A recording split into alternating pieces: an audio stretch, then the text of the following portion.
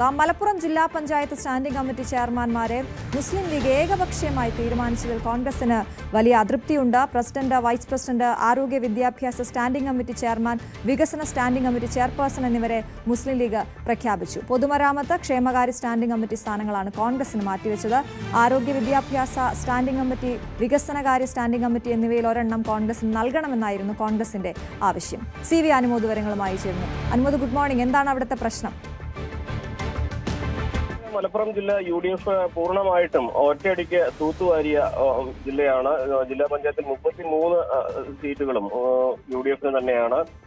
കോൺഗ്രസും മുസ്ലിം ലീഗും മുൻപൊന്നുമില്ലാത്ത രീതിയിൽ ഐക്യത്തോടെ മത്സരിച്ച ഒരു കാലം കൂടിയാണ്. പക്ഷെ ഇവിടെ ജില്ലാ പഞ്ചായത്തിലെ സ്റ്റാൻഡിംഗ് കമ്മിറ്റി ചെയർമാൻമാരെ തീരുമാനിച്ചതിലാണ് കോൺഗ്രസിന് അതൃപ്തിയുള്ളത്.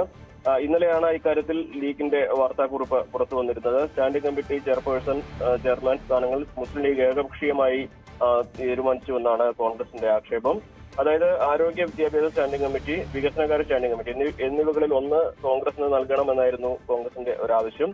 എന്നാൽ ഈ സ്ഥാനങ്ങളിലേക്ക് PK അസ്ലുവിനെയും ഷാഹന നിയാസിയെയും മുസ്ലിം ലീഗ് പ്രഖ്യാപിക്കുകയായിരുന്നു. പകരം കോൺഗ്രസിന് മാറ്റിവെച്ചത് പൊതുമരാമത്ത്, ക്ഷേമകാര്യ സ്റ്റാൻഡിംഗ് കമ്മിറ്റി എന്നിവ മാത്രമാണ്. അത് വികസനകാര്യ സ്റ്റാൻഡിംഗ് കമ്മിറ്റി ചെയർപേഴ്സണോ അല്ലെങ്കിൽ വിദ്യാഭ്യാസകാര്യ ആരോഗ്യ സ്റ്റാൻഡിംഗ് കമ്മിറ്റിയോ വേണമെന്ന കോൺഗ്രസിന്റെ ആവശ്യം ലീഗ് പരിഗണിച്ചില്ല എന്നൊരാക്ഷേപമാണ് കോൺഗ്രസിൽ നിന്ന് ഉയരുന്നത്. ഇതൊരു വലിയ പ്രശ്നങ്ങളിലേക്കോ പ്രതിസന്ധിയിലേക്കോ പോയില്ലെങ്കിൽ പോലും കോൺഗ്രസിനോട് ആലോചിക്കാതെ ഇത്തരത്തിലൊരു കാര്യം ചെയ്തു എന്നതൊരു അതൃപ്തിയാണ് കോൺഗ്രസിന്റെ ഭാഗത്തുനിന്നുള്ളത്. അതേസമയം ജില്ലാ പഞ്ചായത്ത് പ്രസിഡന്റ്, വൈസ് പ്രസിഡന്റ് സ്ഥാനങ്ങൾ മുസ്ലിം ലീഗ് മാത്രമാണ് കൈകാര്യം ചെയ്യുന്നത്. വൈസ് പ്രസിഡന്റ് സ്ഥാനത്തേക്കും കോൺഗ്രസിനെ പരിഗണിച്ചിട്ടില്ല.